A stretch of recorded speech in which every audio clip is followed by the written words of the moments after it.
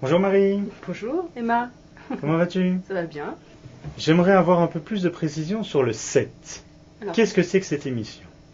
le 7 c'est une émission quotidienne qui passe sur Pink TV, Pink TV pour les amis, et qui est une émission en fait, on va dire culturelle et mode de vie. Donc on va parler de culture pointue et puis aussi on peut parler de tout ce qui nous préoccupe au quotidien, des trucs un peu essentiels du genre, je ne sais pas moi, la sécheresse vaginale, tu vois, ce genre de trucs. C'est aussi de la culture quelque part puisque ça nous intéresse. Ça intéresse des... Ça intéresse plein de filles. Ah oui. Plein de garçons aussi, mais qui sont peut-être moins sur Pink. Oui. Oui, moi ce serait la sécheresse d'autre chose. Oui, mais on peut en parler aussi.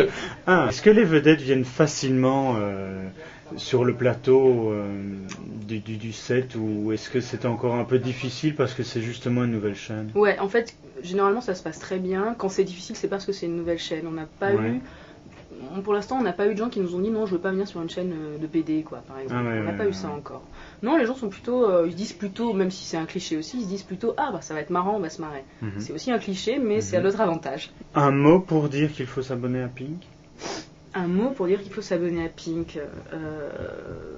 Un mot comme ça, j'ai du mal. Abonnez-vous, vous verrez Marie. Ouais, je dirais que c'est pas à moi de le dire ça. Bon, merci Marie. Eh bah de rien. Je pense que là tu vas y retourner. Ouais, on y retourne, on a pris du retard parce qu'il neigeait en plus, donc là c'est un peu le bazar, donc voilà. Et puis à bientôt. À bientôt. Je veux toujours une bise. Ah, on en a D'accord. 2 ici. Merci. Merci. Tu vas bien? Ça va, oui. Nous sommes ici sur le plateau du 7. Oui. Donc tu es chroniqueur pour le 7. Oui. Et alors? Et alors, c'est vachement bien. Je parle de mode. J'essaye un peu de suivre la tendance pendant les défilés, parce que c'est un peu l'actu qu'il y a. Et puis, hormis ça, j'aime bien parler de mode un peu pour tout le monde. J'essaie d'intéresser un peu à plein de choses, que ce soit de la mode dans le cinéma, d'accessoires, de nouvelles tendances, de purs vêtements, comme de choses qui sont à la mode. Est-ce qu'il y a vraiment une volonté d'appartenir à cette chaîne communautaire?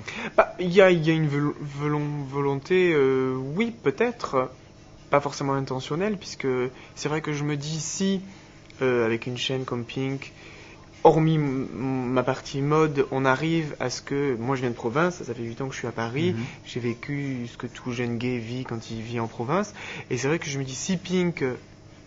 même ne serait-ce qu'un petit peu arrive à ouvrir les yeux à des gens qui savent pas ce que c'est en fait les gays, la communauté gay. C'est une communauté, j'aime pas forcément parce que c'est un mot qui renferme un peu ce que c'est qu'un gay. Je veux dire, on va en province, on leur dit gay, ils pensent que c'est des drag queens, alors que pas forcément. Il y a plein de gens qui sont gays à côté d'eux qui ne sont pas vraiment au courant. Nous, on le sait, mais pas eux. Et si ça peut apporter, ne serait-ce que ça, ouvrir un peu les yeux, un peu de tolérance, je trouve ça déjà... Ah oui, je suis très fier d'être sur cette chaîne, oui, bien sûr. Ouais. Ok. Et tu crois qu'elle va bien évoluer? Oui. Ah bah oui, ce n'est que le début. Poil au... Non, juste le début. D'accord. Est-ce que tu serais prêt d'aller sur TF1 pour travailler sur Cuir ou Non. Pourquoi? Parce qu'ils m'ont demandé déjà. C'est vrai? Ouais. Et j'ai été contacté un peu partout. Pour remplacer la blonde folle? Pas du tout. On va dire que c'est plutôt elle qui a dû me remplacer. Sans être... Non, je pense pas. En fait, je ne sais pas si on a perdu au champ, en tout cas on y a perdu. Oui, non, je ne sais pas, parce que ça aurait pas été beaucoup plus drôle peut-être avec moi. Enfin, on va y venir. Non, en fait, j'ai été casté pour cette émission. Je la connaissais des États-Unis, je la trouvais très très drôle. La différence, c'est qu'on n'est pas aux États-Unis, que l'impact est pas du tout la même chose. Aux États-Unis, ils ont fait la couverture du Vanity Fair, ils ont remis un prix à Barbara Streisand. Enfin voilà, ici, ça n'arrivera jamais. Et même si le concept était très bien, je pense pas que les gens étaient forcément prêts. Et au fur et à mesure du casting, quand je suis arrivé au casting final, qu'on était les 5 dans la pièce qui m'ont demandé de faire comme si c'était l'émission, je me suis senti très très mal à l'aise, parce que ce qu'ils recherchaient, c'était des folles. Une folle ou quelqu'un qui fasse la folle, plutôt qu'un vrai styliste. Donc ça ils l'ont trouvé la folle. Voilà.